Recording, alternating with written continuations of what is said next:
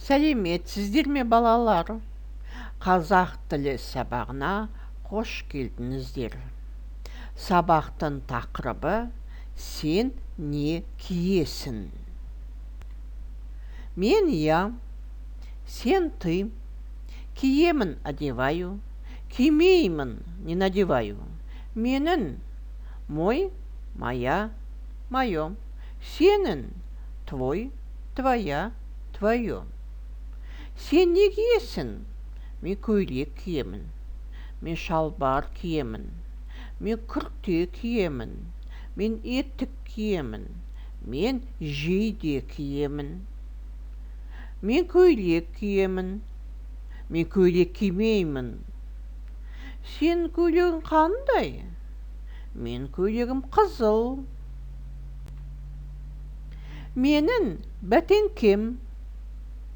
Менің шалбарым. Менің жейдем. Менің күртем. Менің етігім. Менің көйлегім. Сенің бәтеңкен. Сенің жейден. Сенің шалбарың. Сенің күртен. Сенің етігін. Сенің көйлегін. Сәлем, сәлем. Сен не киесің? Мен көйлек киемін. Мен көйлегім қызыл.